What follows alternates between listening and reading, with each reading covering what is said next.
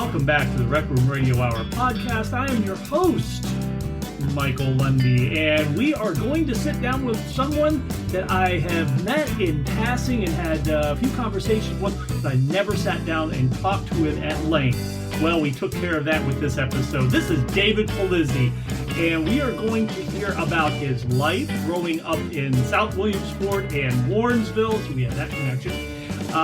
We are going to talk about his career as a writer and an editor for a jazz magazine. And we are going to hear not one, not two, but three songs from his album, This Town. And he's also going to play a brand new song live in the WXPI Radio Studio. So sit back, relax, put your tray tables in that upright and locked position, and let's get ready to roll with David Pulizzi. We're going to kick things off with a tune from his album, This Town. This is called Mexico on the Rec Room Radio Hour podcast.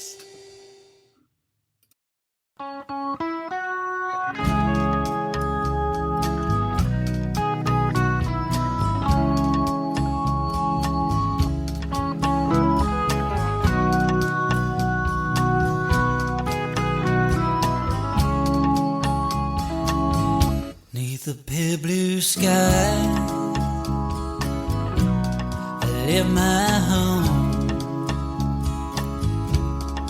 heading south down to Mexico, where water's cool,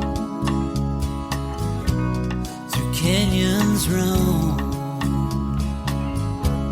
and no one knows things I've done. Now we pass towns of dust and bones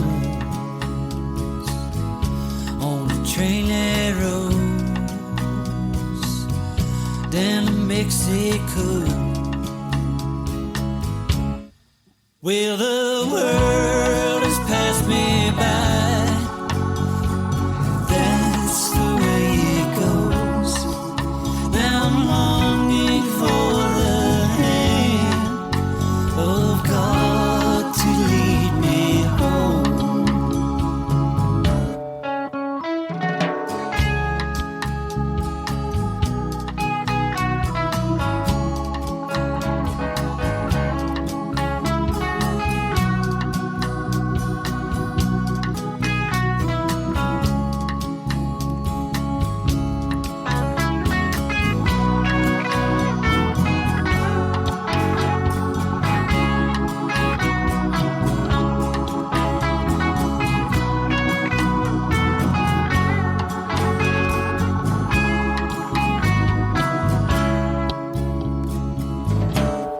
Some die young,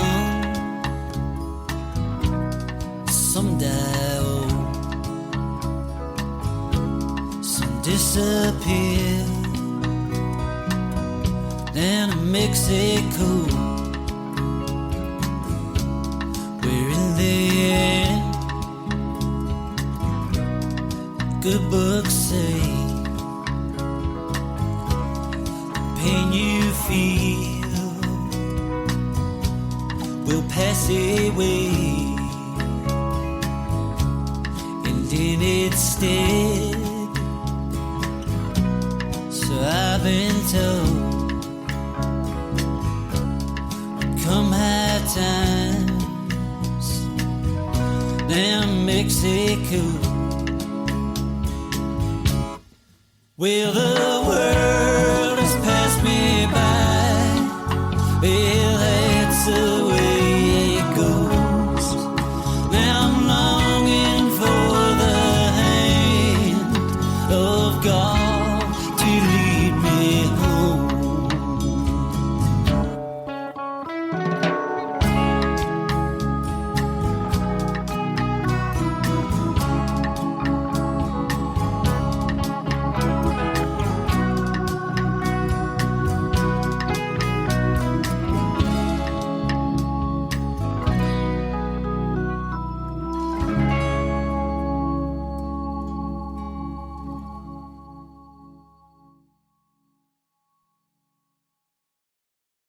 That was Mexico from David Pulizzi's CD, This Town. And we are so glad to have him here on the podcast, the Rec Room Radio Hour podcast. And David is going to be a part of the Songwriter Showcase down at the Back House Cafe in Williamsport on March 15th, Friday, 6:30 with Sean Farley and Ron Flieger. But we have in the WXPI Radio Studios the one and only singer-songwriter extraordinaire, David Pulizzi. David, thank you for coming down to the studio and hanging with us for a little bit. Thanks for having me. Oh my gosh, it's a pleasure. I have not known you for very long, but your talent and reputation certainly is all encompassing. So 2 years, 3 years, maybe. Yeah, something like that. I think we might have met in Otto's bookstore. Yes.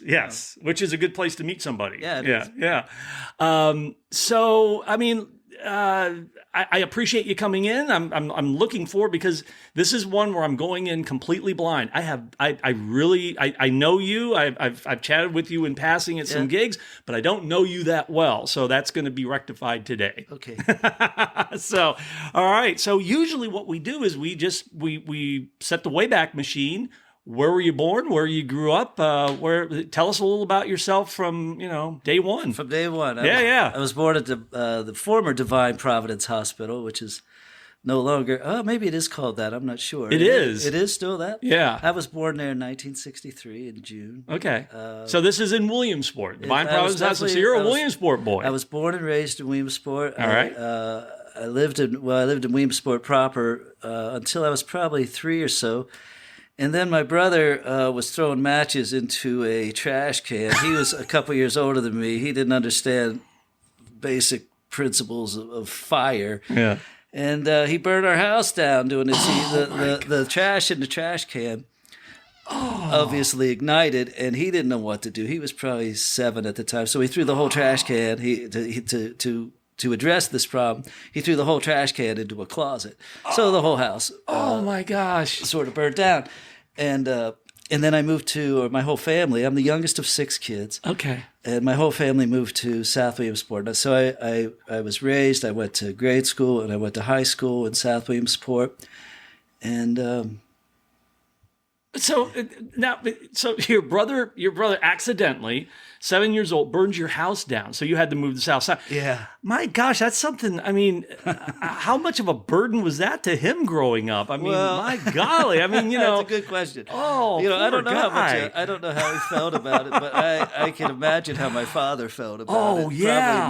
Probably not pleased. Oh, no kidding. But I can't imagine that. I mean, I can't imagine somebody's house burning down just accidentally, but to have it be an accident that, oh my gosh, what a traumatic thing. So you were how old when this happened? Well, I was probably been 3 or 4. I don't remember living in this house I was raised in. This was a house on Baldwin Street, right close to Brandon Park. Oh wow! And I don't remember any of it. So all I know, my earliest memories take place in South Williamsport. So the burning of the house is more a legend to me than a remembered fact. Yeah, but not a legend to your brother, who I'm sure vividly remembers this whole thing. We should have had him in here today. Yeah, no kidding, because that's like, the poor kid. I mean, it's like, it'd be easy to say, he burned it up. But I'm feeling like, the poor kid. Oh my gosh, what a thing to have. Yeah. So South Williamsport, you moved there, and that's kind of where you grew up then, is South Side. I did. Okay. Is your family musical? Is your mom, dad, sisters, brothers, is anybody musical? No, but there was a piano in the house growing up, and we were all, I don't know that we were encouraged to take lessons so much, but if we wanted to, we could. And again, I was the youngest of 6. And I don't feel like I have 3 older brothers and 2 twin sisters. Oh, wow. And I don't think that any of my brothers took piano lessons, but I think both of my sisters did. But in any event, it wasn't a musical family at all. But yet they had a piano in the house. They did, and But it wasn't because they were so musically inclined. I think they were just trying to give their kids an opportunity. Right. My parents were, if the kids opted to take that opportunity. Yeah. And I took lessons a couple times, and I just was not very adept at it. I've never been good at taking lessons. I took guitar lessons later, and I just, the thing with anything is you'd hear music you like, and then you'd go take lessons. And invariably, you would start with the simplest of tunes, like Three Blind Mice, you know, Right. dun, dun, dun. Yeah. And it just didn't resonate. You know, you're like, this isn't what I signed up for. You know, and This isn't Rick Wakeman, man. This is, you know. I wish I would have though, and especially piano. I would love to play piano today. Yeah. I mess around with the piano and I really enjoy it. But lessons didn't stick with me very well. So you know, and I don't know what, you know, these lesson books are like now, but even for guitar, back when you and I, because you and I we're about I'm the 60. same age. I'm 60. Yeah, I I'm don't 61. know. So Okay. let's get that out of the way. You know, when we were coming up, even for guitar, it was always these old folks like Tom Dooley and stuff. It's like, you know, I'm going to play, you know, I want to play the Beatles, man. I want to play, you know, so for, you know, a piano, Three Blind Mice, it's like, no, man. Well, you know, at this point in life, though, I'm interested in playing Tom Dooley, and I'm interested in simple folk songs. And I'm interested in these, you know, I don't want to play Three Blind Mice so much. Right. But there is stuff that I would have considered nerdy or whatever when I was 10 that I'd be glad to play now. Yeah. And the same was true with my parents' record collection. Mm-hmm. In my parents' record collection was, I think this was predominantly my father's taste. They were albums that he enjoyed. Frank Sinatra, Dean Martin, Benny Goodman, you know, a lot of big band stuff, Glenn Miller. And I just thought it was the most boring, uninteresting stuff. And you know, now I don't love all of it, but I've come to appreciate all of it. When I was working for a magazine, I once wrote a column about my father's record collection, and it was about how I didn't care for Sinatra when I was a boy, and now I did and do. And I got a letter from Tina Sinatra, one of Frank's two daughters. Oh, wow. And we became friends. And then we would talk about my son. And she sent me Frank's entire Capitol collection. She sent me a portrait of Frank that hangs right now over my turntable at home. So I have this beautiful portrait of Frank that his daughter sent me. It was all because I wrote this little piece about how Frank's music resonates with me now and didn't when I was a boy or a kid, cool. I guess.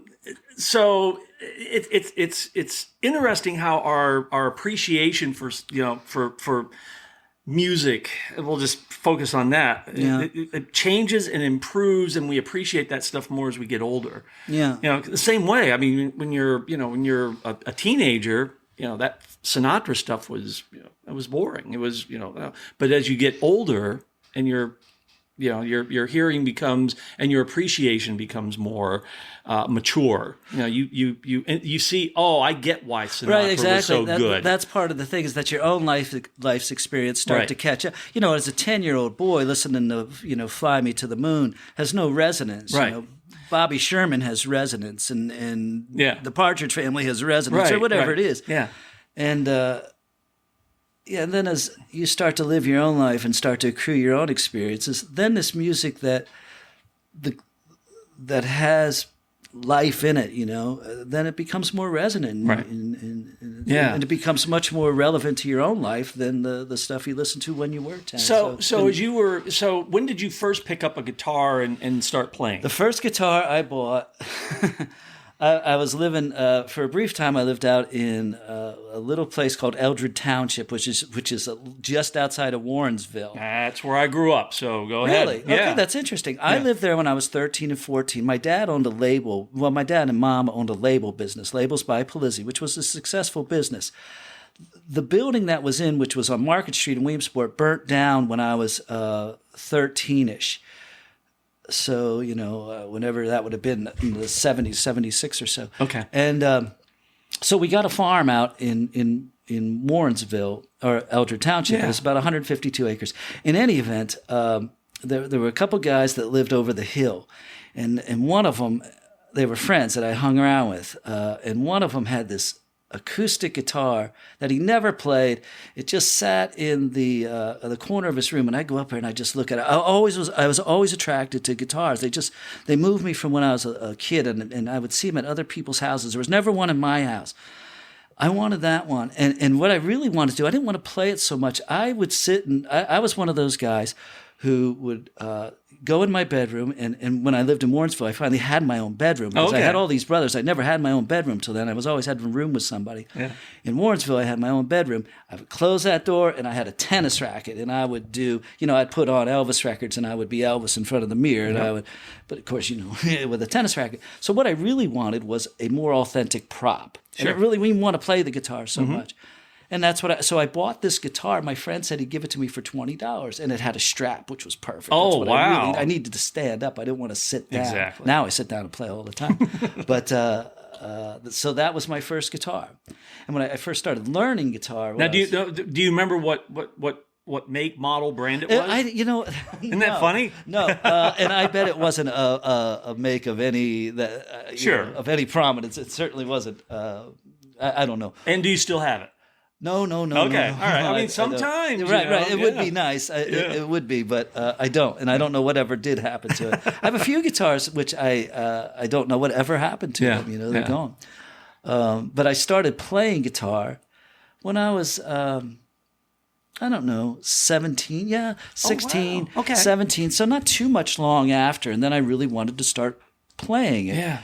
And but really, what I wanted to do, I never wanted to be a great guitar player. I wanted to be able to play music, but what I really wanted to do was sing songs. So I wanted to be able to accompany myself, but I wanted to accompany singing, my own singing. Yeah. So, that's what I did, and I learned to play the guitar. Okay. Did you teach yourself, or did you get the Mel Bay books, or did you go to lessons? I did go to lessons, and they would unfailingly fail. Yeah. Because I just wasn't. They were trying to lead me to a place I didn't want to go. Sure. But my teachers, and there were 3 of them, I think, over the years. Mm-hmm. And the first one was a guy who was he was a private teacher. He was an older man, and he literally would put a lesson book on a little music stand, and he had a pointer, and he'd point note, and you'd be going, yeah, and that just, I couldn't deal with that sort of. Just wasn't. It wasn't a way I was going to learn. Yeah. So, and that was really essentially the method of everyone and maybe those methods were good, but I wasn't receptive to them. So I kind of just learned myself. Yeah.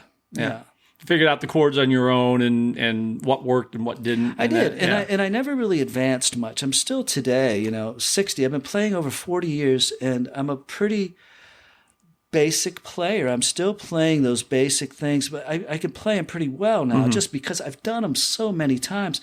But I've never been one of those people who are really who experiment a lot and who's a real sonic traveler. I'm not always. I don't get a lot of pedals. I don't do a lot. I'm not trying to get a lot of sound. I like the sound of a guitar, and I like a sort of basic.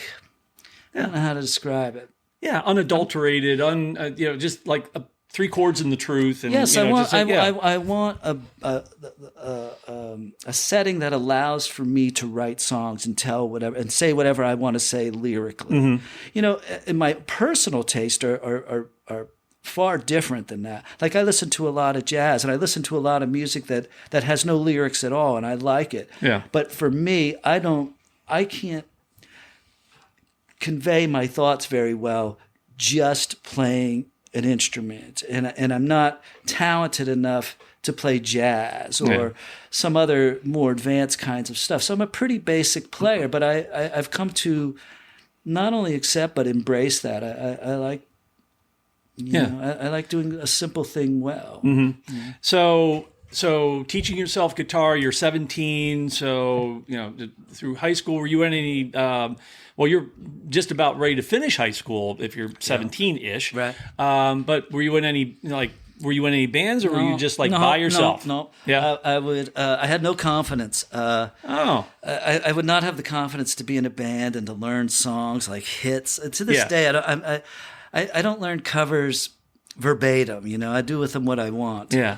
Or how But I was much worse. I could do that much better now. Yeah. I could play covers, and I do play a lot. But back then, no, it was just me and the principal's son, the high school principal. My high school principal was named Mr. Ravello, and his son was Doug Ravello, and he and I were both hopeless slackers going nowhere in life. And so we would just sit down in my basement, and we were both, had, we both wanted to play well, and neither one of us could. But that was my playing partner. Yeah. And it wasn't until a little later that I started getting into some band action. Okay. Well, when did you start writing songs? Were you one of the? Because I've heard of guitar players that taught themselves, and because they didn't know any covers, they would just write songs so that they had something to play, even if it was just a 1-4-5. Yeah. Well, that's that. There might have been a degree of that in my life. Okay. But I did have. I started writing probably around 20 or 21. Okay. Around there. But I'd always been. Before I wrote songs, I would write stories or just, I like to write. Okay. And I like to read. Usually a lot of people who like to read end up liking to write. And, by liking to write, actually that's writing's always been kind of difficult to really get something out of yourself. So I like that process, I guess. And then I started writing songs when I was probably 20 or so, and I was very prodigious, if that's the right word. Yeah. Is that the word when you write a lot of things? Or prolific. Prolific. There we go. I was very. You were close. And I almost said that. What does prodigious mean? Prodigious means giant. No, prodigious. I should know this word. Yeah, and so we're documenting. I may have been prodigious, but I don't know. But I don't want to. I'll tell you what, when we break for this segment, we're going to look up what prodigious means. Okay. I think it means dexterity, like you're very... Oh, yeah, you might be right. Right. I wasn't very prodigious then, probably. I was very prolific. Yes. And I wrote a lot of songs, and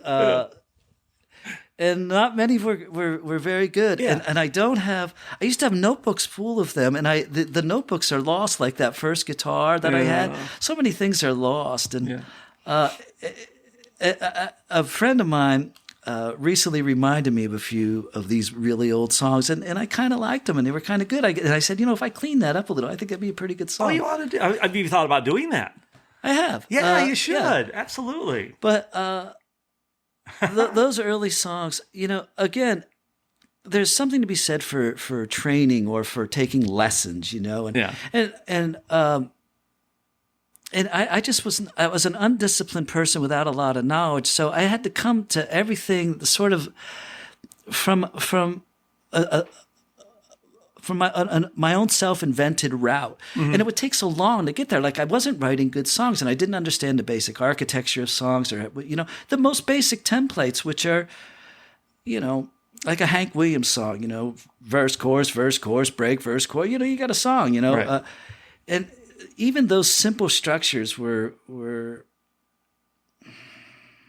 difficult for me to. I would bump into them sometimes and write a half decent song, but I it just took me a long time in a lot of my own study and my own way of going about things to be able to do anything decent. Yeah.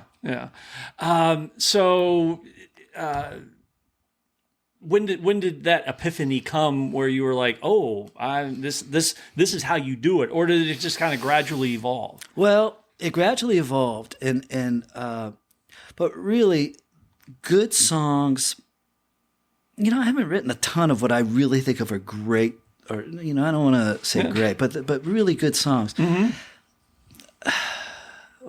was never that. I went to guitar school. I went to the Musicians Institute of Technology in Los Angeles, Hollywood, actually, California. Right.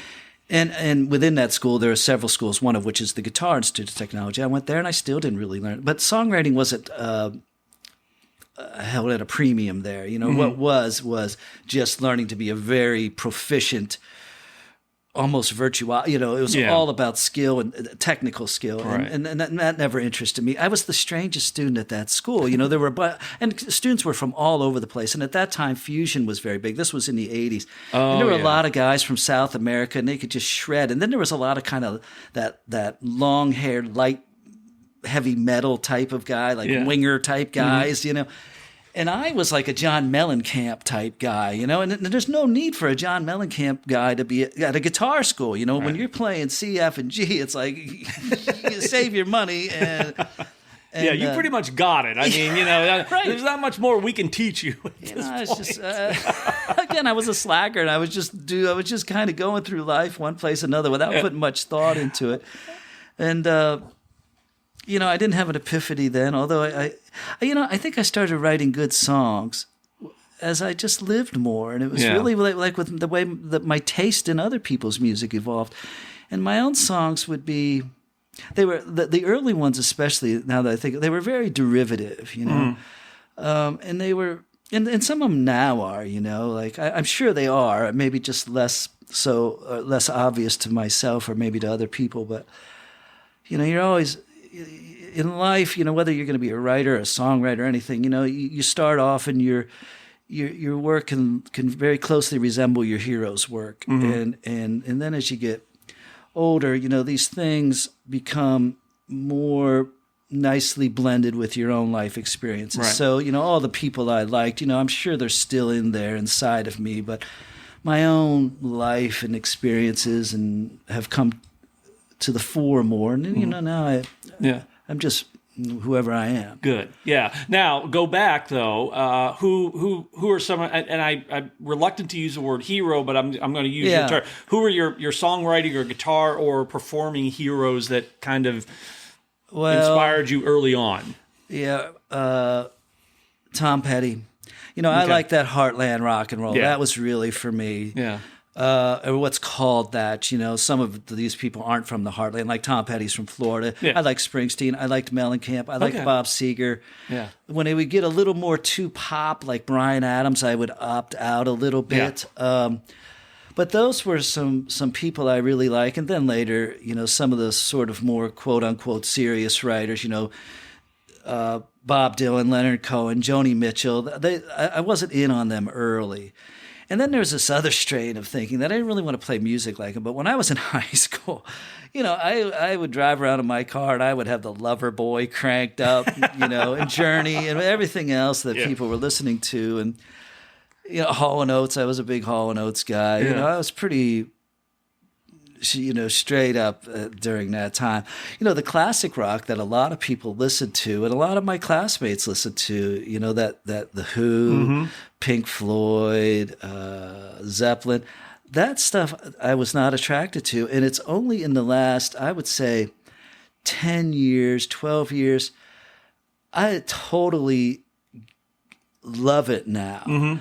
Like one, it's kind of, I don't know that it's so relevant, but man, I got that Apple Music thing, and I am kind of a Luddite, so I would always just go buy records or CDs. But that Apple Music thing, I bought it, and what it would allow me to do is, once I got my hooks into like The Who, and I could listen to the whole catalog. Yeah, it's just part of the package of what you got, and that for me has been a thrill. So I've another songwriter who I've come to love is Warren Zevon. Oh yeah, he's a guy I never listened to. I'd hear Werewolves of London, and I don't think that's about it. Yeah. But now I get this chance to immerse myself in it without putting much effort into it or much money into it. If you're going to go buy every Warren Zevon release, it gets expensive. Right. It's just been an education and a thrill to and you're discovering these artists, like Warren Zevon, everybody knows Werewolves of London, but you get into Rolling the Headless Thompson Gunner. Right. As an adult, you're like, wow, where's this been all my life? But I'm glad it's here now. Yeah. I can't count the times in life where that very thought would be like, how have I got to this point in life? I used to work at a newspaper. It was a weekly newspaper in Florida. I lived in Delray Beach, and I was a music editor for this paper. And so I went to this party with all the other writers, and the person who was throwing the party was the receptionist at the paper. And we all went over to her apartment, and she put on a Nina Simone record. And I had never heard Nina Simone in my life. Yeah.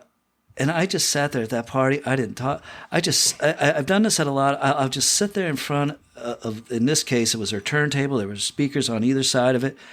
And just listening and experiencing this, like there was nothing going on around me that was more riveting or interesting to my ear or intellect than that. Yeah. And it happened with Ray Charles. It's happened with so many people. And my nature is to, like I say, you know, like with Warren Zevon, with Nina. So I go home from that, and all of a sudden I'm reading everything I can about her. I'm listening to everything I can. And this has happened so many times. And what happens is it's like you're filling up a gas tank or something. You know, you get so much of it. You get so much of Ray Charles or whomever it is. And then you got it, kind of, and then and then the next thing happens. Yeah. But you keep that other thing; it's still there, you know. And now, like I'll, you know, every once in a while, I'll still want to listen to Nina, and I still want to listen to so many. But as an adult, to be to have your first exposure to Nina Simone as an adult, right? I mean, I can appreciate just somebody just sitting there and just being entranced by her. Yeah. So, you know, and the risk of, you know, trying to get into it as a younger person is that you don't get it, you know. Right. You know, and you abandon it forever. And you abandon it, right. Exactly. And I have similar experiences with other, you know, with music as you have. It's like, I didn't get this when I was a kid or a teen, but I do now. And, you know, A, where you've been all my life, but B, I really can appreciate this. And you made a point about Sinatra back. You know, I'm the same way. But as an adult, I can listen to why he was so great is because basically he sang behind or before the beat. Right. And that really nobody had ever done that before. And as he got older, it kind of got a little trite in that. But, you know, when he was in his golden years, man, could he own a song, you know? And there are very, there's a lot of singers, vocalists, and songwriters that can do. Willie Nelson is going to be one that when he dies, people are going to look back and say, he is probably one of the best vocalists in modern music because he did the same thing that Sinatra did. He would own a song. There's nothing he can't handle. Oh my gosh! Yeah, any style he tries on. Yeah, his, I think the name of that album he put out was Stardust, where he did a bunch of standards. That's where I got into. It's a Willie remarkable Nelson. And beautiful album. Absolutely. I have another album. It's great if you never heard it. It's him sitting in with Wynton Marsalis, the trumpeter, and Wynton's band. And that is a great album too. And then there's another one still, also with Wynton, but with the addition of Norah Jones. Oh wow! No, I didn't know that one. Yeah, that's a great album too. Okay. And Willie and Norah largely trade vocals on that. Although Wynton also sings a little bit. Oh really? I didn't know you were saying. Wow. Yeah. Okay, so we're in Warrensville. You've got your guitar. You start singing. So where did life take you after that? You know, where did you go? Well, let's see. What did I do? Because you've mentioned that you're a writer. So I did so much stuff. Yes. Well, the writing became a large part of my life. I kicked around and did very little until I was 26 or 27. I was working jobs. I went out to LA. I did the guitar school. You know, nothing clicked, and I moved back home here to Williamsport, and I ended up enrolling at the Pennsylvania College of Technology. Okay. And I went there for 2 years, and what that ignited in me was a love of history. Mm-hmm. You know, and I still retain that. Right now, I'm reading a Samuel Adams biography that I'm completely enjoying and just about to finish, which I wanted to recommend to you. Okay. From Penn Tech, I went down to Bucknell. I went to Penn Tech for 2 years, and then I went to Bucknell, and I double majored. I was a major in history and English literature, and I had vague ideas of what I wanted to do. You know, I mean, teaching would be the obvious things that you would do with those degrees, but I didn't really want to be a teacher. And I discovered I ran into the writing of Hunter Thompson, another guy, wow. And Hunter for me was really influential. Not only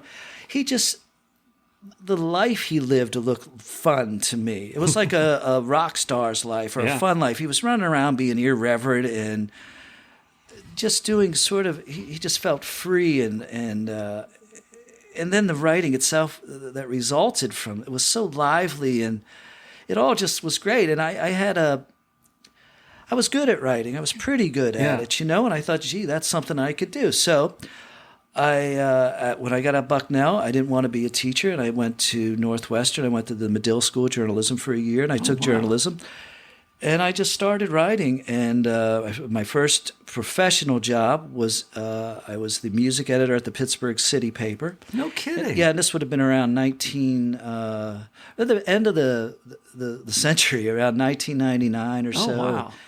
Yeah, and then that's just what I did for a long time, and I did that. I moved to Florida. I worked for a alternative weekly newspaper there. And I was just about to leave Florida. That newspaper, I had some problems down there. But I was all packed and ready to come home. And then some guy called me anonymously. And he ended up being the art director at this jazz magazine. And he said they needed an editor. And I went in and I talked the next day to the owner of that magazine, which is called Jazz Is, which is one of the three main sort of jazz magazines in the country back then. It was Jazz Is, Downbeat, and Jazz Times. Okay. And I had a discussion with him, and I told him that I didn't know anything hardly about jazz at all, and I didn't. That was nothing that I listened to, Gets back to this other conversation. When you're growing up in South Side, you don't hear Nina Simone, and you don't hear Ray Charles, and you don't hear a lot of... You sure as hell don't hear it in Warrensville. You hear the stuff that's on... Yeah, you hear... Exactly. You don't hear any of that. And so I had no familiarity with jazz. And I said, I don't know anything about jazz. He said, I don't need you to know anything about jazz. I need you to be able to put a good magazine together. And I had some experience in that regard. I could do that. And so that's what I ended up doing until a couple years ago. I was the managing editor of a jazz magazine. So that's kind of what life has... I mean, there's been some...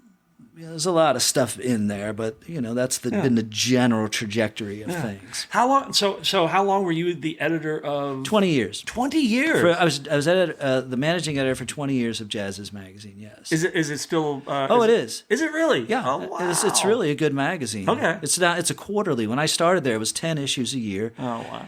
And you worked right on site, but I worked for the last, probably my last 10 years there from my home here in Williamsport. Mm-hmm. I didn't see my boss for the last 10 years of my life. Wow. But he was a great boss. It was a good experience. I learned a ton.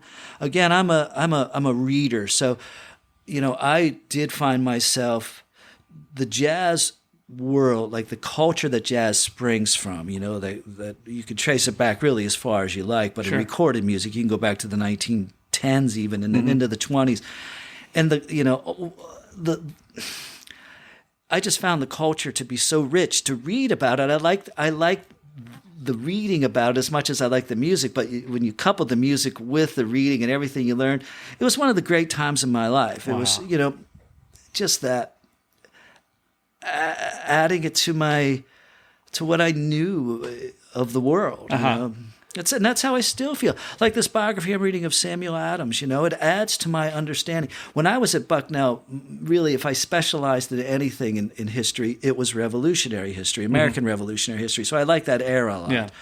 But I never knew, I knew who Samuel Adams was, but it's like, this has been really gratifying. Learning is gratifying. Yes. Right. Absolutely. Yeah. Pleasurable and sometimes not exactly pleasurable. It can be, some things you learn are pretty ugly and almost unpleasurable. But I'm glad to know those things. Yeah, but too. it builds the tapestry of your life to to learn and say and use that. That's a good phrase. Yeah. Yes. You got to take the old saw. You got to take the good with the bad. Well, even if you're learning about something that's not very pleasurable, it's still part of what makes you and your experience. So Right. So you're no longer the editor for the jazz magazine, and you're back in Williamsport, and you're doing the songwriter and playing out. Anything else leading up to the present time?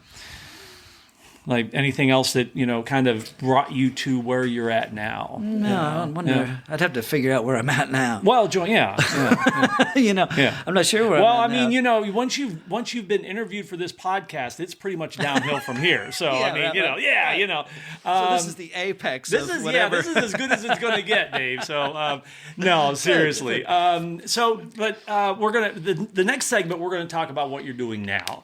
Okay. Sounds great. but you've got a good collection of. Now, were you writing and performing?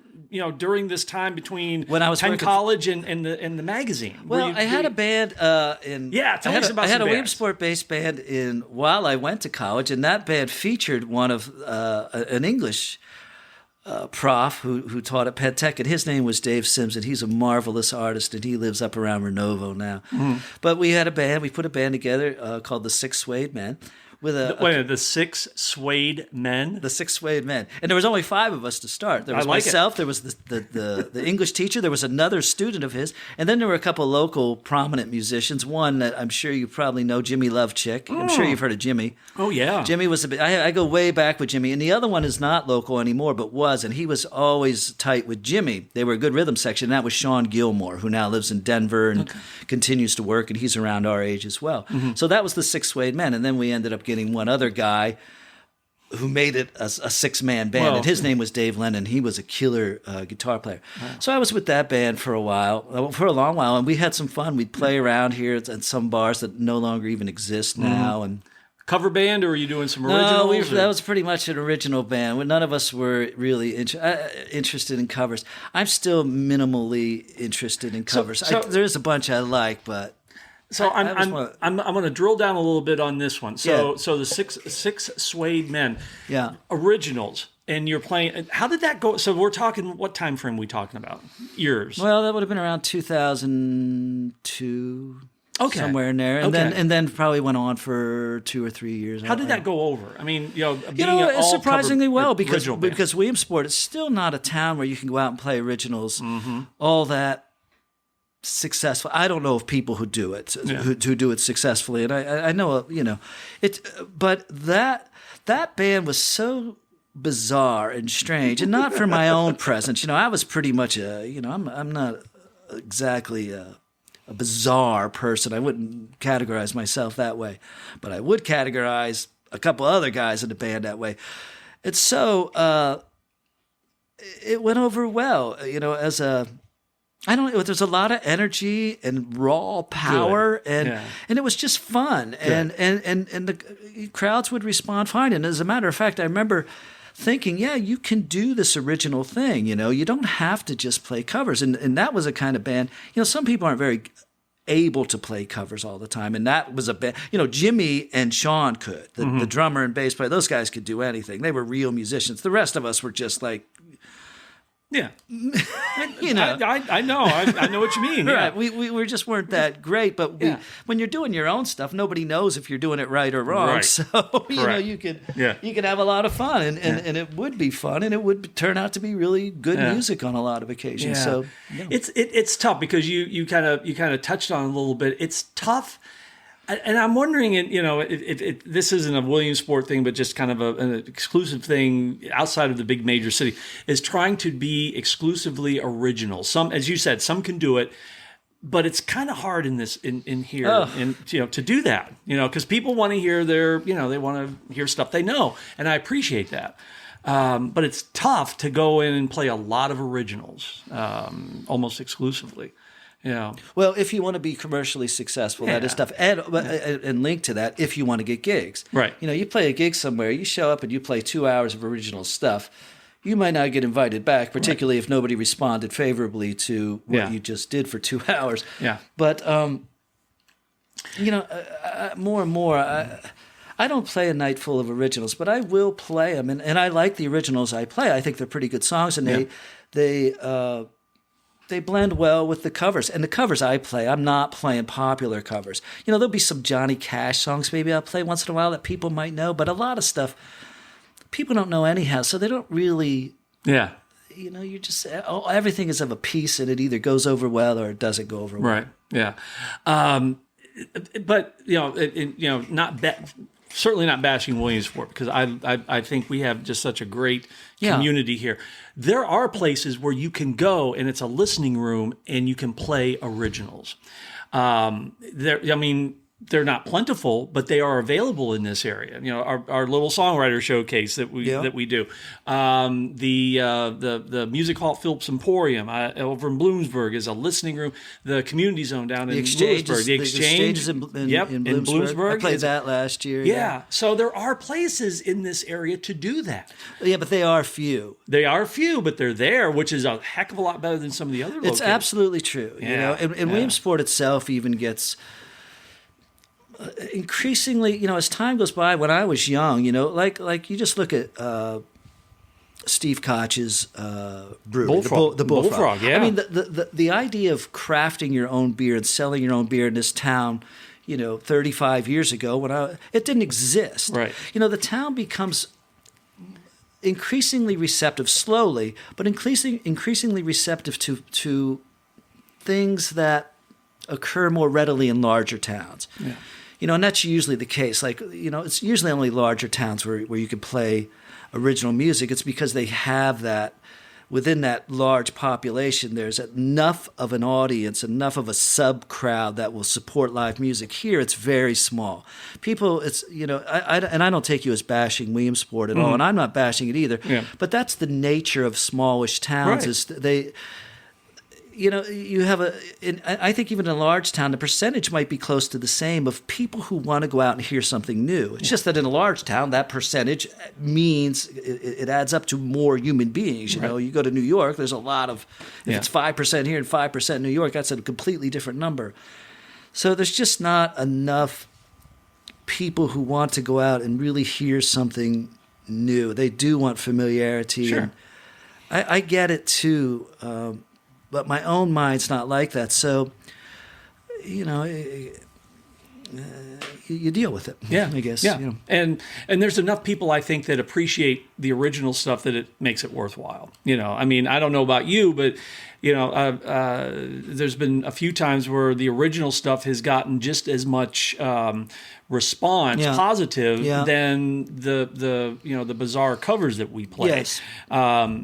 So I agree. Yeah. So it's absolutely true. And I think people are receptive to it. You know. Yes, you're absolutely right. I don't mean to be too harsh on the people in this town. You're absolutely right. People will respond to good stuff or just stuff they like, and that's absolutely true. So. But the other thing is there's so many other things that are vying for these people's time, attention, and money that, you know, the destination artist in town, you know, it's not there, you know. In other words, we're going to go see fill in the blank, and there's some that have that, but there's just so much other things that are competing for people's time and money that, you know, I just, you know, if two people show up, hey, thank you for coming, you know, and but especially two people who are going to listen. Exactly. I mean, I'm playing bars all the time, you know, where you know, people they can't help but listen. You're a presence in the room, but they're not really actively listening and nor actively responding. But you do see people who are listening, and you're thankful for their presence because then you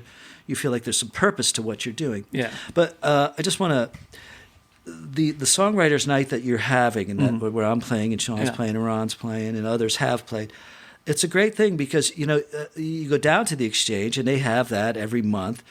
And there's an original artist, and you think, you know, I wish there was more opportunities in this town for original music, you know. And I look around, and I just wish there was. And sometimes I feel almost like I wish that I could help make that happen myself. You know, in the same way, you go down to Lewisburg, they have the campus theater. They have that beautiful old theater, which is so much more of an enjoyable experience than going to the local theater here for reasons that I could expound on but won't. But I love those, like it's a true and honest place, and it's a place where the people who run it have some interest in movies. There's not just interest in commerce. Yeah. They have integrity, and there's a beauty to it. And I wish we had a little more of that scene around here. And my point is, I'm glad that you are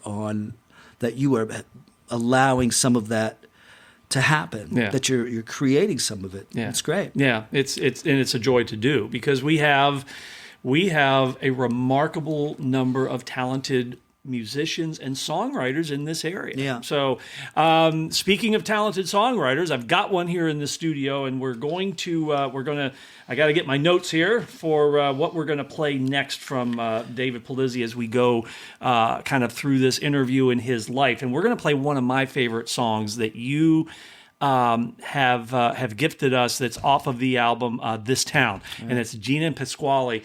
And I want to ask you, because you did kind of mention Dylan. I hear a lot of Dylan influence in that. It's like a great story. Mm-hmm. It has a narrative, and I can see. I didn't know you were a writer before this, but now I can see. Oh, okay, that's where that's coming from. Where'd that song come from? What was the incubus of that song? There used to be in Williamsport here a place called Little Italy. And that was down around where Starbucks is, around the Beltway down there. Via Bella. Yes, it's down in that neighborhood. And they, in fact, used to call it, back in the day, Little Hollywood. And the reason they called it Little Hollywood was because they would, the Italian people who lived there said that the young men were so good looking, they should all be movie stars. So they called it Little Hollywood. But I was always, my great-grandmother lived down there. So they're among my earliest memories of being down there and seeing her sitting outside of her residence on a chair and and I always grew up with a very strong, my father was all Italian. My mom isn't any Italian. Okay. But every Sunday we would go visit my father's parents, and they lived up on Market Street close to Grampian Boulevard in a house that is beautifully refurbished now. I love it. Wasn't so nice back in the day. Anyhow, this whole Italian culture, that whole side of the family made a huge impression on me. Yeah. Because it was so rich. And so Gina Pasquali was just sort of an imagining, with probably a little modern stuff thrown in, but it was an imagining of two young people living down in Little Italy. In Williamsport. Wow. In Williamsport, wow, yeah. Wow. I love the song. I really do. And I enjoy it. If I could play it every week, I mean, I'm not blowing smoke. If I could play that song every week, I would, because I really do love that song. So I hope you enjoy this song as much as I do. This is David Pulizzi from his album This Town. Gina Pasquali here on the Rec Room Radio Hour podcast.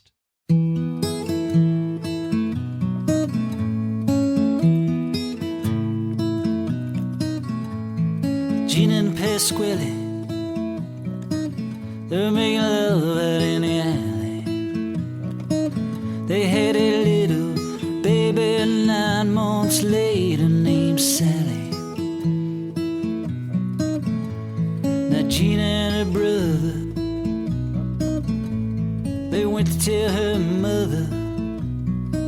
She said if it wasn't Pasquali, well, it just would have been some other. Oh, sweet dreaming Gina, my love for you's a tank. Oh, sweet dreaming Gina, I got some credit at the bank.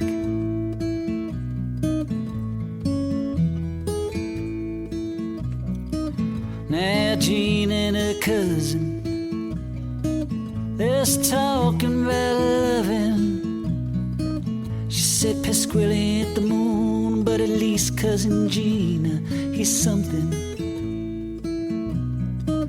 Then Gina and her baby, they saw the future maybe. She's just some pretty little girl holding hands with an old street lady. And they were just young kids, that's true. But you and I know what young hearts can do. And when there's nothing left to say, she'd close her eyes and dream that he'd never go away.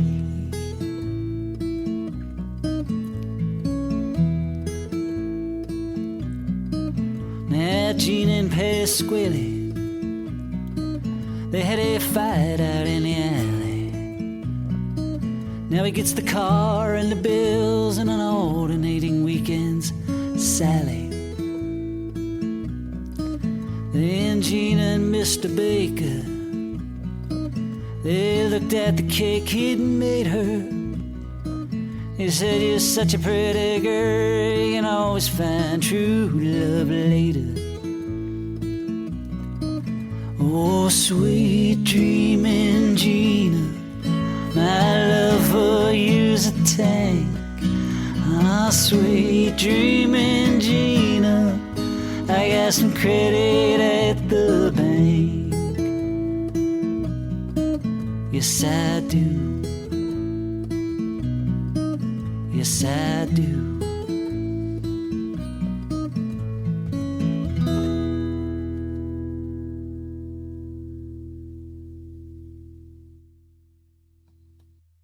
Yeah, I love that song, and I hope you did too. Gina Pasquali from David Pulizzi, and that's from his CD, This Town, that was recorded. When did you do this? When did you do this album? I just don't remember the year. I feel like it was 7 years ago. Okay. Yeah, because there's no copyright on this thing. Yeah, but that's okay. 2015, there is. Oh, yeah, geez, almost 10 years ago. Oh, wow. Oh, Yeah. there you go. So where'd you record this at? Richard Rupert's studio. Green Valley. Green Valley. Green Valley down in Hughesville. Yeah. I was just there this week, and I love the vibe of that place. Me too. Yeah, it's just like, ooh, I'm comfortable here. You know? And I like his vibe as well. And I'm gonna do a podcast with him, interview in a couple of weeks, and I will tell him this, that his reputation kind of intimidated me a little bit. Uh-huh. And I sat with him yesterday for a good hour and a half just chatting. And it's like, okay, you're great. As we were talking about during the break, you're like, oh man, but he just puts you at ease. He's a really great guy. So it seemed like he would be easy to work with. Well, it was a real learning experience because I hadn't really been in a studio. I made a couple when I lived out in Los Angeles. I made a couple. It was actually 3. We recorded 3 songs at a professional place, and that was my only experience before going to Richard's. Mm-hmm. So yeah, that was one of the great experiences. The recording the music was really fun, but part of that fun was attributable to the bandmates I was with, and that was when I had this band, Graveyard Rooster. Okay. I was wondering what the GR was That's Graveyard Rooster, Dave Pulizzi and Graveyard. Okay, right. There you go. And that band was a really good band, but and that was fun. But what was really great to get back to Richard was after all the guys had done their work, I would go down there with Richard and we would mix it and work on it together in the control room, and that was really a joy. And yes, he was easy to work with, and he had lots of good ideas and. You're right. He was a joy. He was a real pleasure. Yeah. He's a real. He likes music, pop music. He's a big Bee Gees guy and a big Beatles guy. Yep. And both of those bands. When he was looking for that kind of precision and exactness out of me, and again, I don't have. He had to work with what he had to work with, and he was very patient with me, and he did a great job. And that record is actually pretty good. I still like it. Well, the 3 songs that we feature on the radio show, I'm like, dang, this is good. Yeah, thanks. But I love that because we record at a studio that doesn't have like a control room, doesn't have a separate control room. You go in, you're behind the glass. Yeah. And so when I went down to talk to Richard a couple of days ago, we did it all in the control room. It's like, oh, this is cool. This is like, a separate control room where you go in and it's mixing. It's like, and then you're out in the studio proper. It's like, oh, this is. But you're right. He loves the him and I went down a couple rabbit holes about the Beatles. So but he's an encyclopedic knowledge of that kind of stuff. So. Well, yeah, and connected, related to those likenesses that he has. Yeah. He likes every note right on the money. He doesn't go for that, imperfections add character business. He doesn't really need too much imperfection to be a happy man.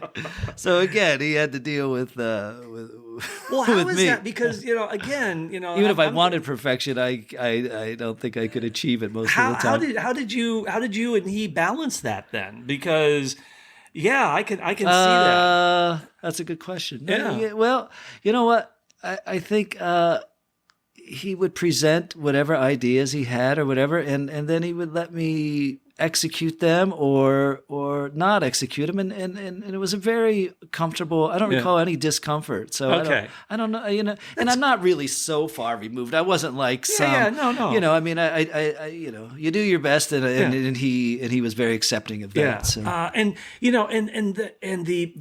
The technology for production is that when we recorded, I'd mess something up and we have to do it again. No, we can pull that out and put in, Yes.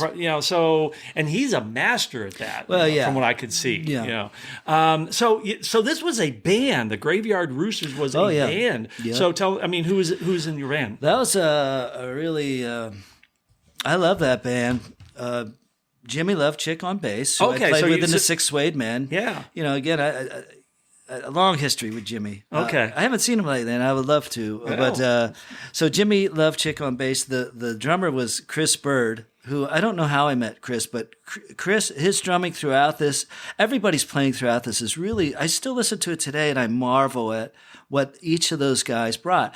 Michael Eck, who lived here for a long time. Do you know Michael? No, I do not. No. Well, he was a Williamsporter for a long time. He's a keyboard player. He now lives somewhere in Colorado. Maybe like a suburb of Denver. I'm not sure where he lives. He does great work on here. And then the other guy, who am I missing? Who was Jimmy? Chris? The guy who really generated the most creative ideas, Justin Beatty, who lives in South Williamsport and is a marvelous musician himself. He brought like an alternative rock sensibility to things. And he's doing all the electric guitar work. I sing and I play acoustic on there. Justin does all the electric work, and it's a real jagged kind of sound a lot of times that he brings to it. He's a real Wilco guy, especially like latter day Wilco, so some pretty experimental kind of stuff almost. And that was his sensibility, he was a thrill. And that band was just a good band. Justin kind of opted out of the band. Justin is a very serious athlete. So not too long after we record, I don't know how long, he has his own thing going on. He's a serious athlete, and he doesn't pay attention enough to his own music, but he does have his own music endeavors. In any event, he couldn't really dedicate more to me. So I would play gigs. I played a couple where Gabe Stillman sat in on guitar. Before Gabe got big. He was in the Graveyard Rooster. Yeah, and I also got that going for you. I also played a few with Sean Farley.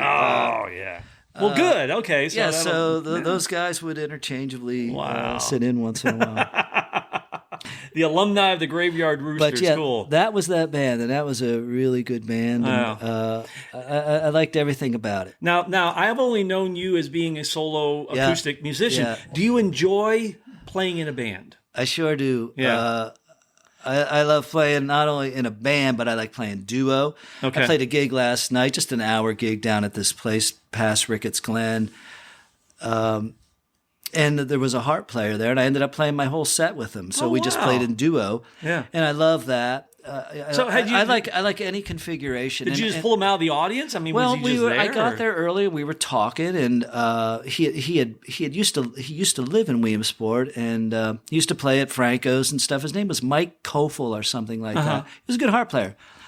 He turned out to be a good harp player. I didn't know for sure, but I had a sense that he was good, just from, or at least that he was pretty good. Yeah. But he came up and played the whole set with me. And it was You're really a brave fun. Man.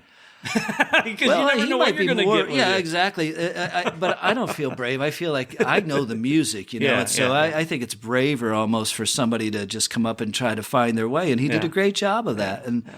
But I like playing.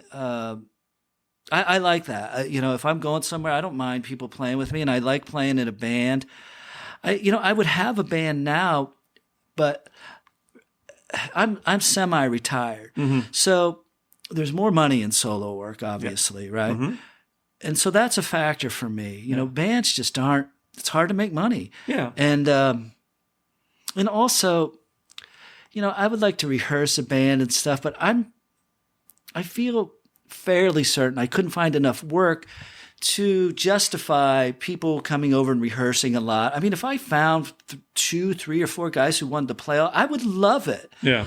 But I just feel like I can't make it worth their time. And I guess my assumption is that it's, at least to some degree, a financial arrangement for everyone. And I just feel like I can't take care of I can't get the gigs that I would need to justify it. So I don't. Yeah. But I love playing in a band. Yeah. Now, what's your preference? I like playing in the band. I like the the interchange of ideas and kind of that collective kind of thing. And the colors that they bring to your own songs or whatever you're playing, right? Exactly.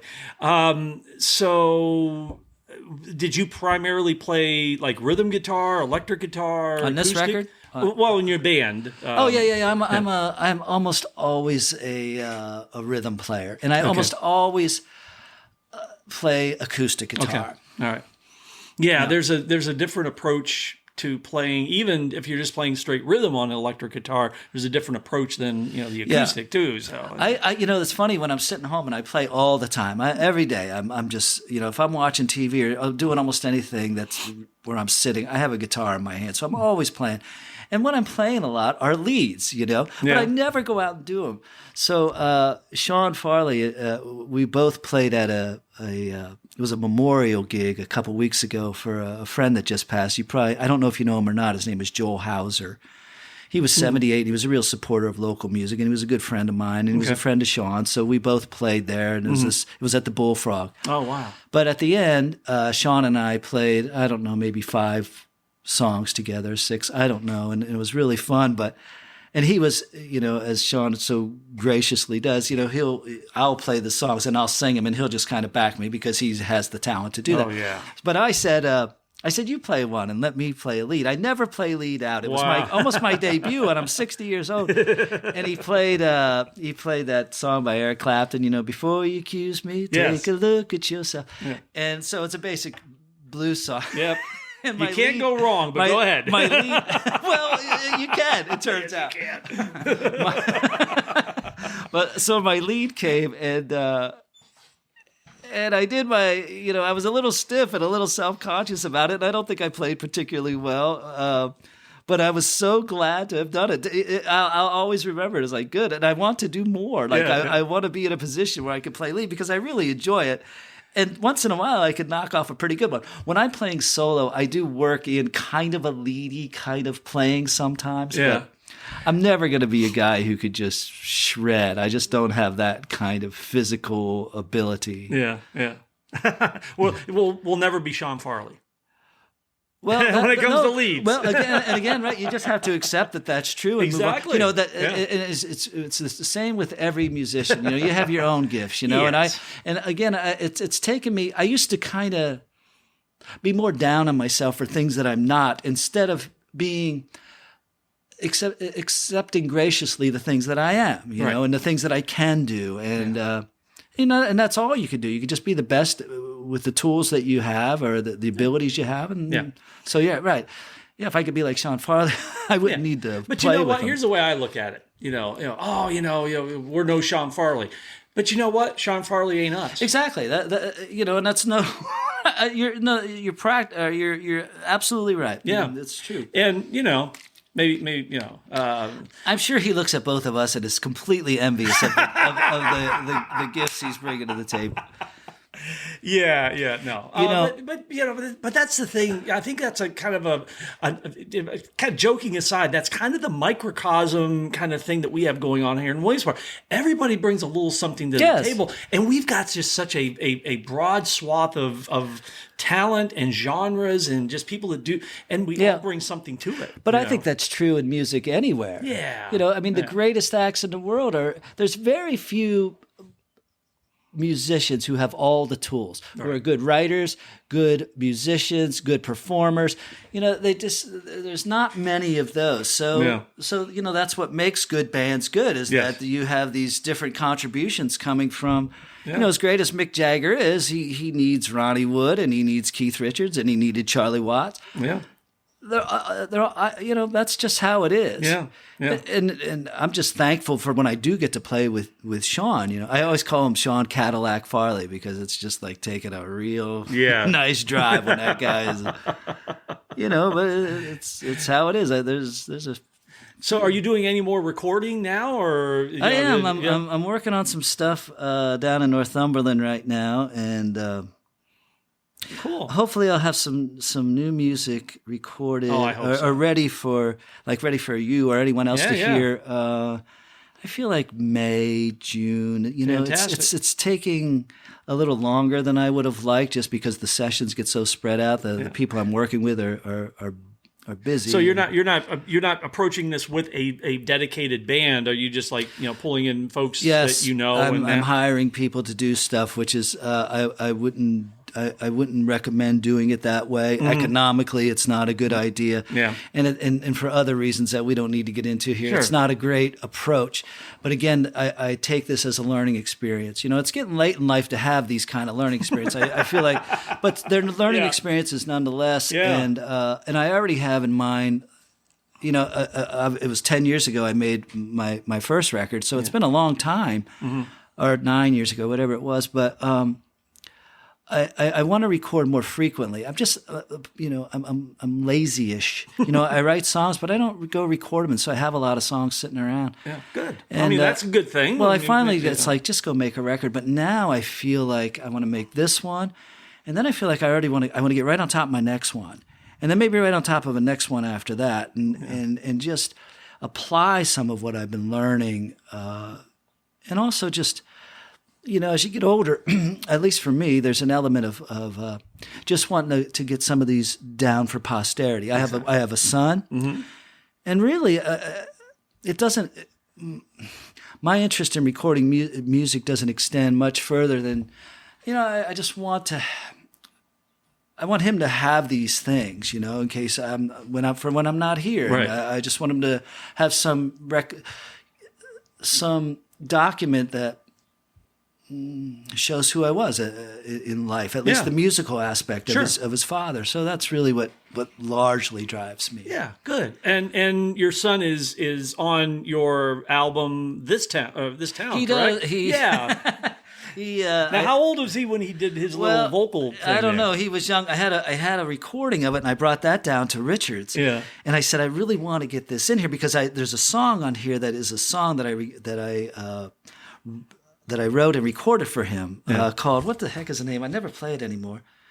It's called Beautiful Young Man. Oh, So I wow. wanted to precede it. I had this beautiful recording of him, and it's him singing a snippet of Singing in the Rain, the old Gene Kelly film. Yeah.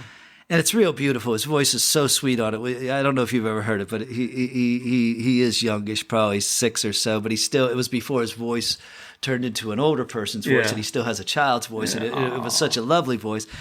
And so he's on there, and that's a great thing to have. Yeah. Well, I mean, and that's, And it was a good place for it because it preceded this song that I wrote for him, which I always like that song too. wow. Now, is he musical? I mean, is he doing any? Does he He play? plays a little guitar. Okay.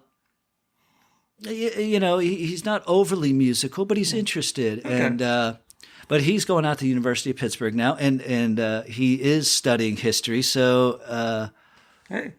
yeah, he's a good kid. You never know. Well, good. Well, he has a good dad, so I mean, yeah. So you're gonna play. This next song you're gonna play live, and this is called "Something Sweet." Is this a new song or is this? It's probably about I don't know, 3-4 months old. Oh wow! Yeah, so so it's pretty newish. fresh then. Yeah. Tee it up a little bit. What's it about? Where did it come I from? don't know where it came from. There's no big story behind it, although. I don't know how to tee it up. Well, don't. We'll just play it. Yeah, let's just play it and let it speak for itself. There you go. Well, this is David Pulizzi, new stuff from him, and he's going to play it live here at the WXPI Studios in the historic, majestic, and brick-reinforced Pajama Factory. This is Something Sweet on the Rec Room Radio Hour podcast.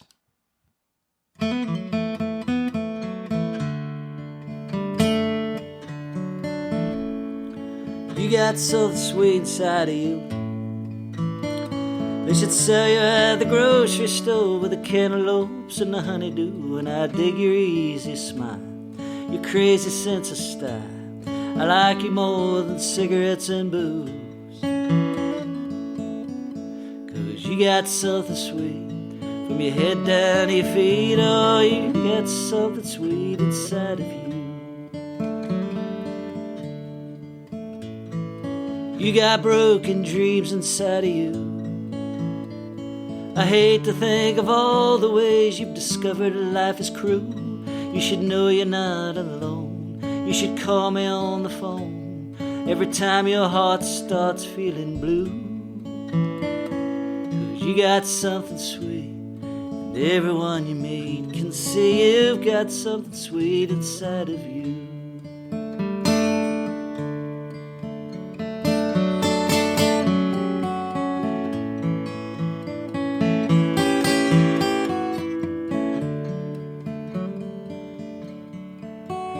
I've wandered through 1,000 towns. I've been up the creek and then back down. I've even been to Spain a time or two.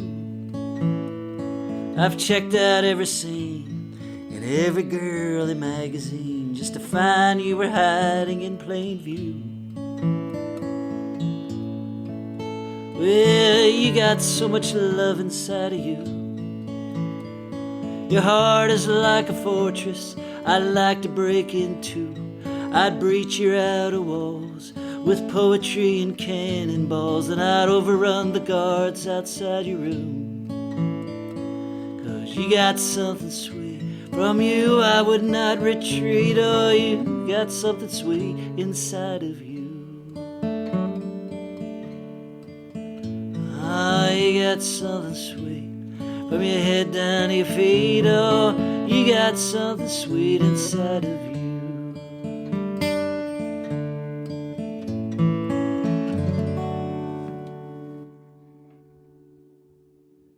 Something Sweet played live in the WXPI studios here on a guitar that when he pulled it out of the case, I was like, "Oh man, that's one of my dream guitars."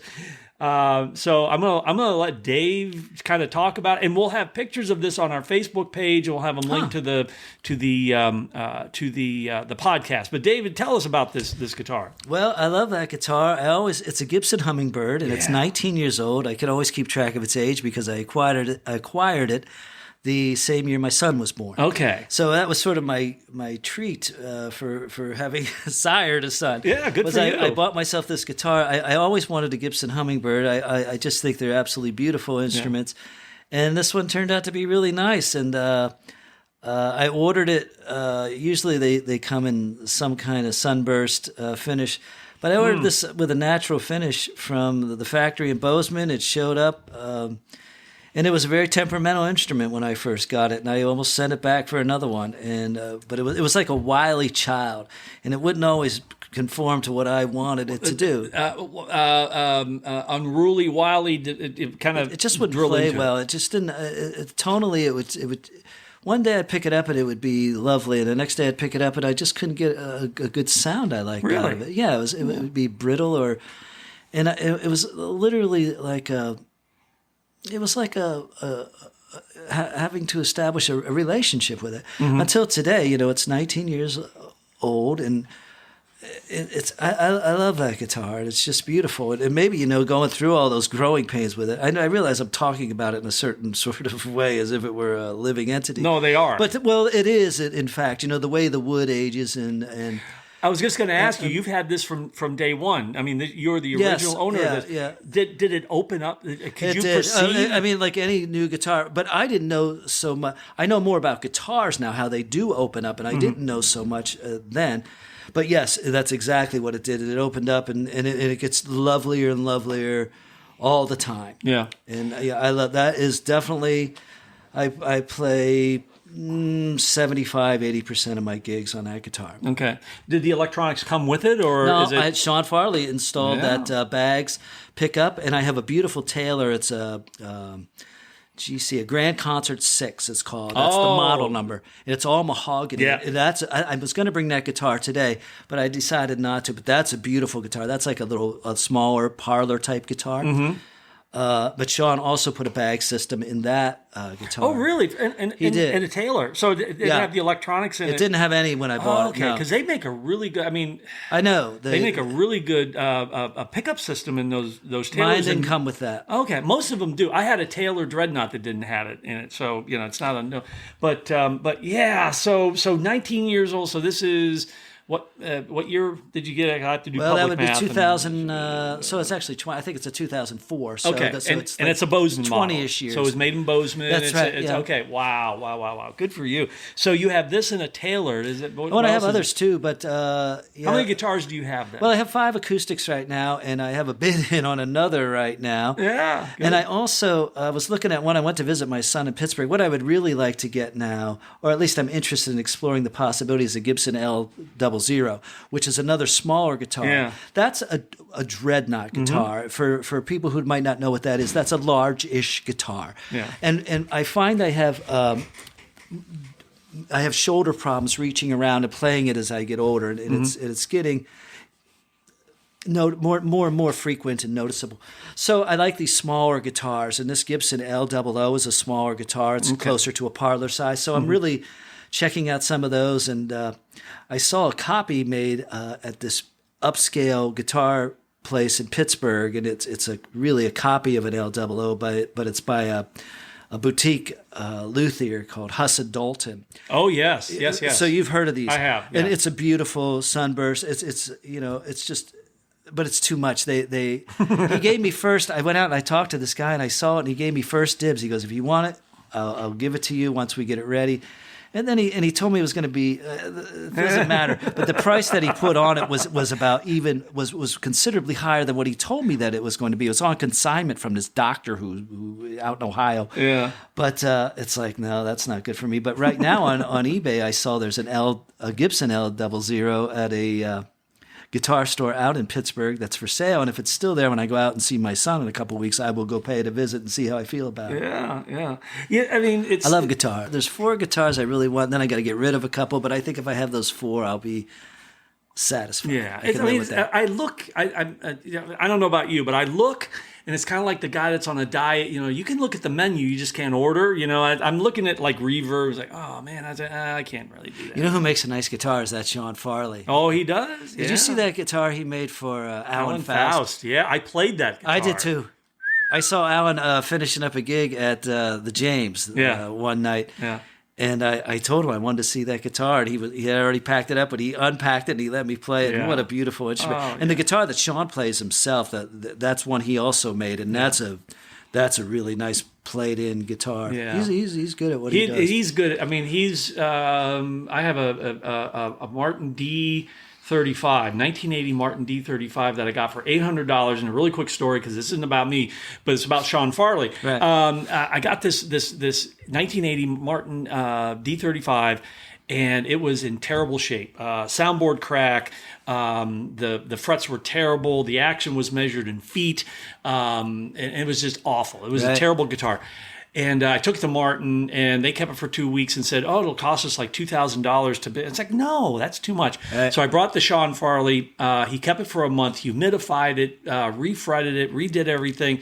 $180 later, that thing plays better than anything, and I love that guitar, and that's the one I use when I don't need an amp. I don't need the pickups in that, and it's just a great guitar. So you're right. We have a great luthier in town. Yeah. Sean Farley, who you're going to play with during the songwriters thing. Yes. You and Ron Flieger and Sean. So, what else do you have coming up? Musically? It's anything. I mean, are you still writing? Are you still doing any kind of freelance writing? That's I was up until last year. The 2 main outlets where I was publishing. Neither one of them seemed too eager for any more work from me. Okay. So I wouldn't. I'm not looking for work in the writing department, but I still write songs and good. I feel like my journalism career might be finished. No. And I mean, I don't know how I feel about that exactly. I feel a little relief, because writing can be hard, it's hard to fill up a blank page sometime with something that feels substantive and good, and deadlines, they can be nerve-wracking and all that stuff. And on the other hand, I enjoyed a lot of my career, and as both a writer and editor, and so it's a bittersweet feeling. Yeah.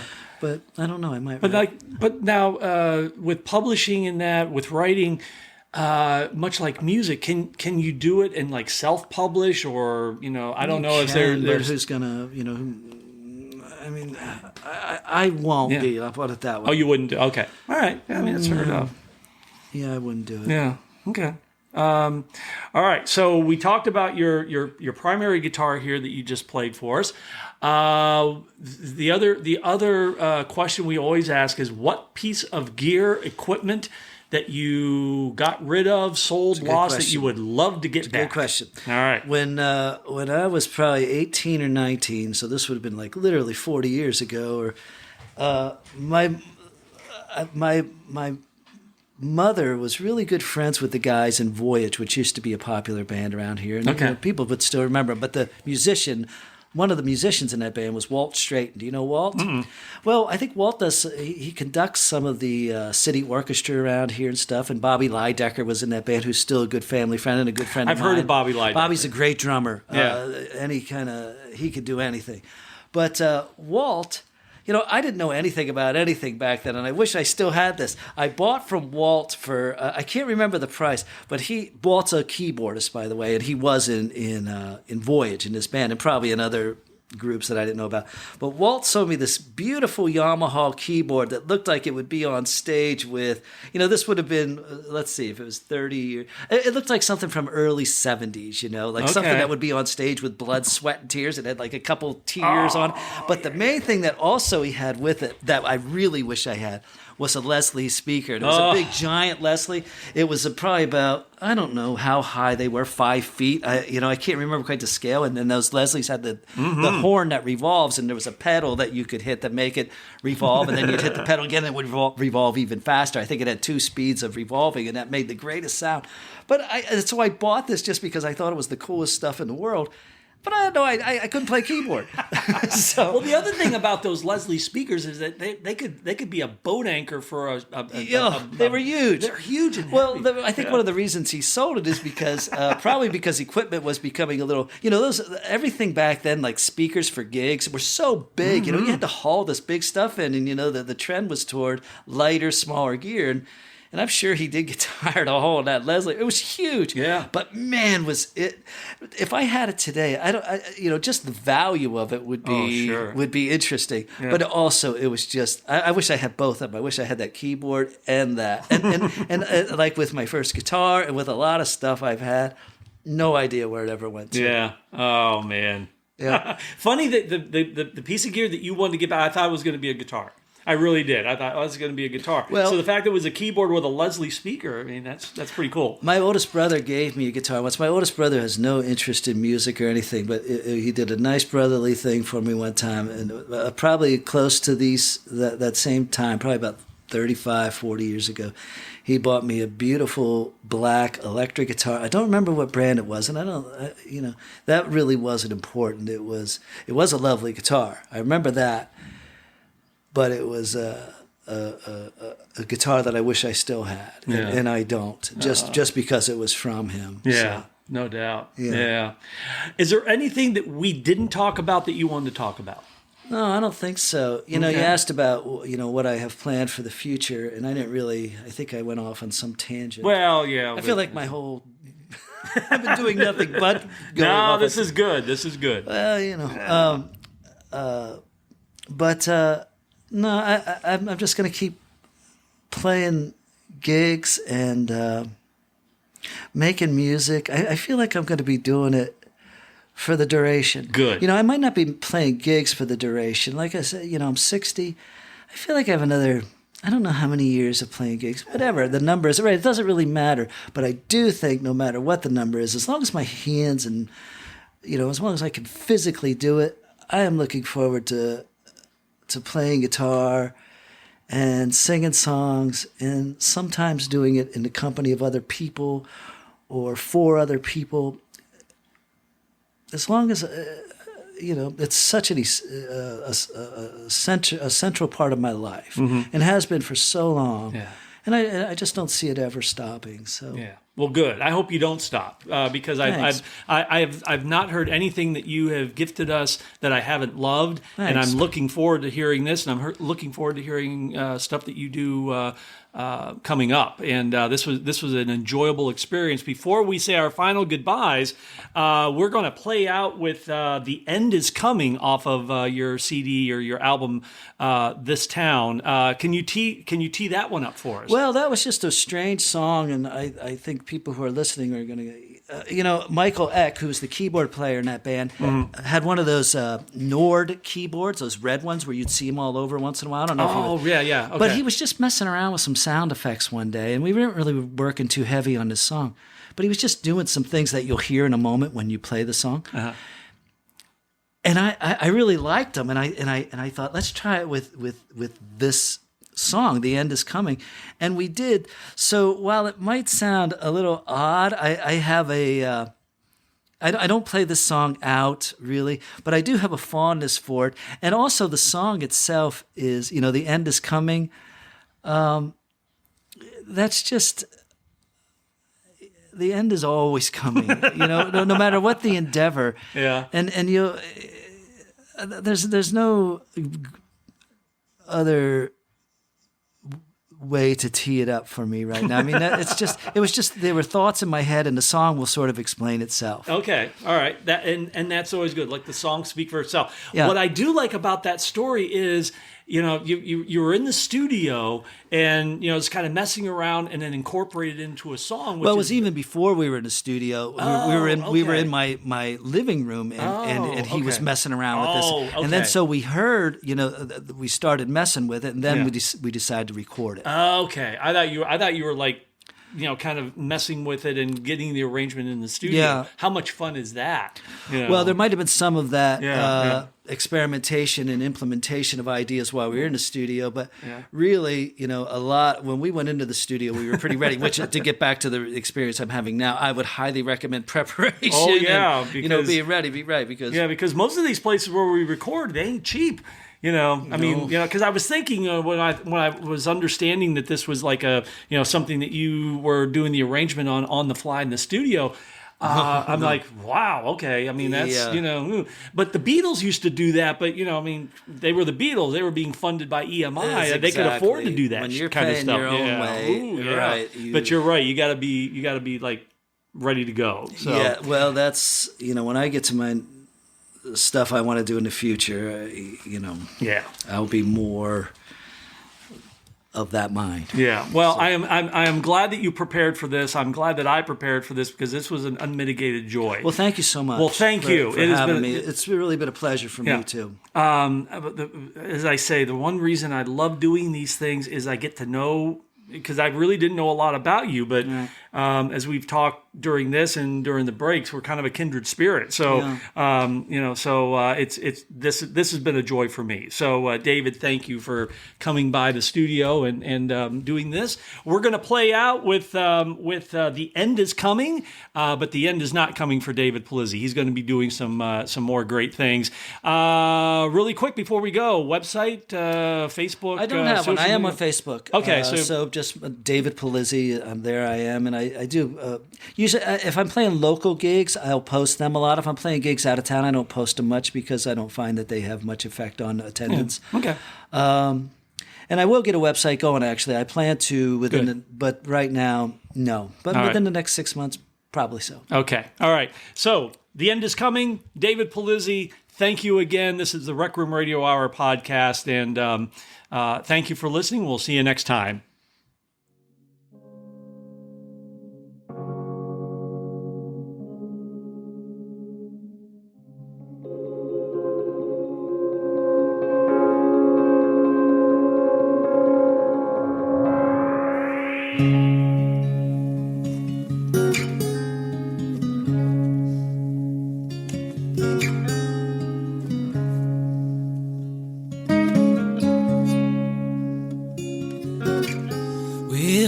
Says a word, no one shows their outrage, though everyone can see the story on the front page, and no one can deny what everybody knows.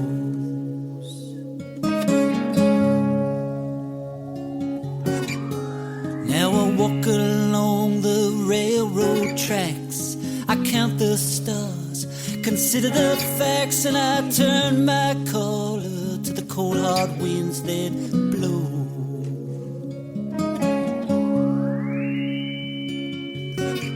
Well, the night train coming, I could hear it rumbling low.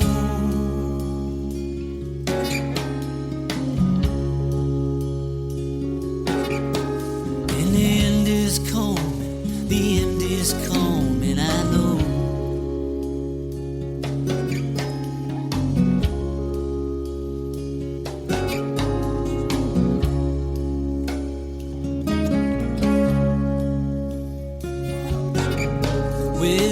They take your name, then they take your number, they take you for a ride, then they take you under the in your hair, and everywhere you go.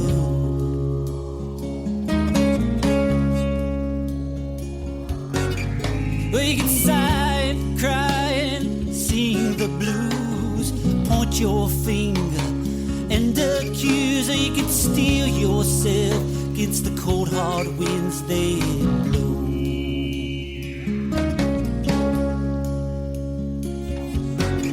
Still the night train coming, I can hear it rumbling low.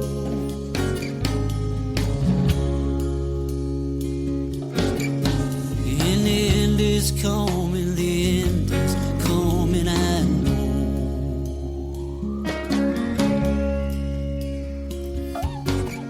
Well, we dream and dream and dream again, and live each day as best we can. But there's something inside that wants to explode.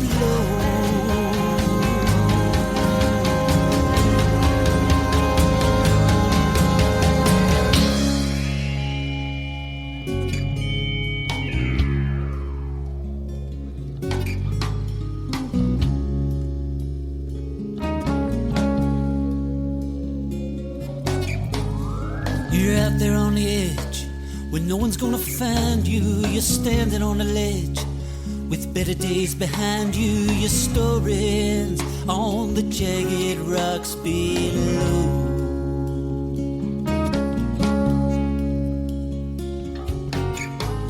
Yeah, I'll mark your grave with flowers gold, and I'll ask the Lord to save your soul and raise you above the cold hard winds they blow.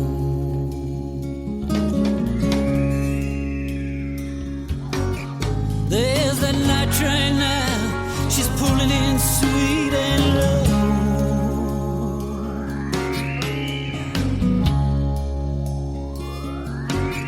Now the end is coming, the end is coming, I know.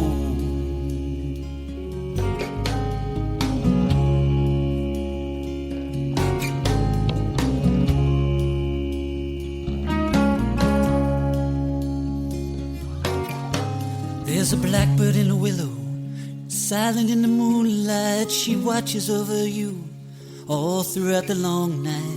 Every morning she spreads her wings and goes.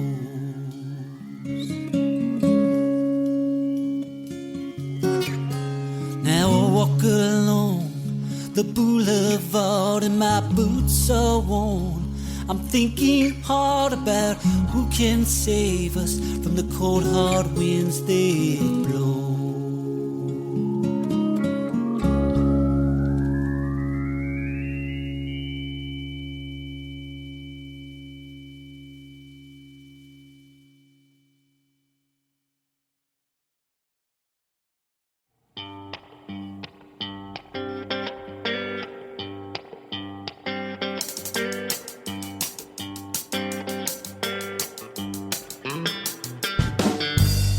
End is coming and the end is here. For this episode of the Rock Room Radio Hour podcast, David Pulizzi from his album This Town, The End is Coming. And we really thank David for sitting down with us and chatting. What a fascinating man and a fascinating story, and just everything just kind of rolls into his music. And I know you've enjoyed it, and I know you'll enjoy getting out there and seeing him live. So David Pulizzi, thank you so much. Hey, and thank you to the Clark McLean Band for letting us use their song Theme for not only the podcast, but also the radio show. Heard each week, 6 p.m. on Tuesdays, WXPI Community Radio in Williamsport, Pennsylvania. Or you can listen on www.wxpiradio.org. And while you're there, consider making a financial contribution to our little radio station. Hey, until next week, ladies and gentlemen, boys and girls, friends and neighbors, please don't fret. Stay tuned and play nice. I am Michael Lundy, your host. Until next time, bye-bye.